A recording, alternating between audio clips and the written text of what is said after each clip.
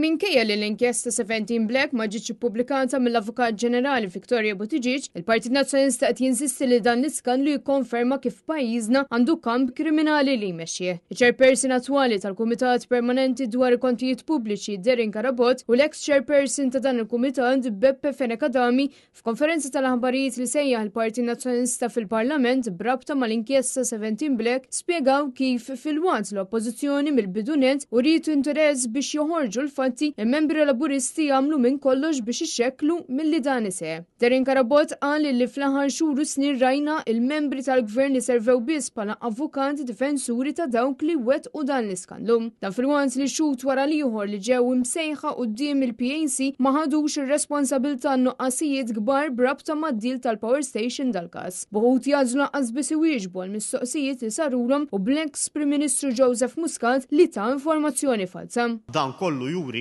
nuqqas mod partikolari ta' amministrazzjoni ħażina, però issa m'għadniex hemmhekk. Meta l-PAC għamel din l-investigazzjoni, meta l-PAC ħareġ u nistieden sabiex issegwu dak li ħareġ mill-PAC fiż-żewġ leġislaturi, wieħed joħroġ b'mod ċar illi hemm nuqqasijiet kbar. Però issa m'għadniex f'dak ir-rimit.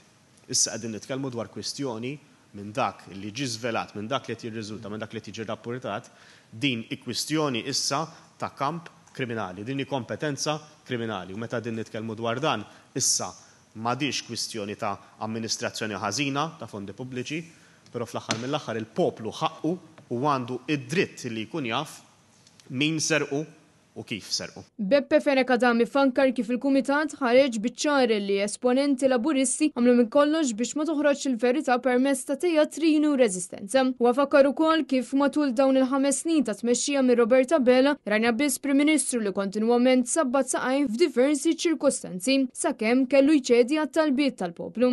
Illum għandna lil Roberta Bella illi floket ikun in-naħa taċ-ċittadin biex jgħinu toħroġ il-verità qed jeddet u qed jgħid il ħajibdel il-liġi biex jagħlaq ħalq iċ-ċittadin, biex iċ-ċittadini kollha, kull ċittadin Malti jkun jista' jieħu meżuri biex toħroġ il-verità dwar nies li huma korrotti. Għal darb'oħra Roberta Bella qiegħed fuq in-naħa tal-korrotti, minflok fuq in-naħa taċ-ċittadin li jrid li toħroġ il-verità.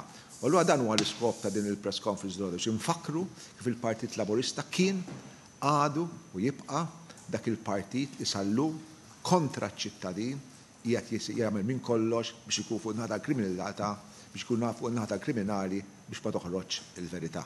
Waqt il-konferenza tal-aħbarijiet intqal kif il-Partit Laburista kien għadu u qed jibqa' fuq in-naħa tal-kriminali biex ma toħroġ il-verità. U dan qed iwassal mhux biss għall-amministrazzjoni ħażina iżda issa għandna wkoll il-poplu li mhux qed jitħalla jkun jaf kif u min serqu.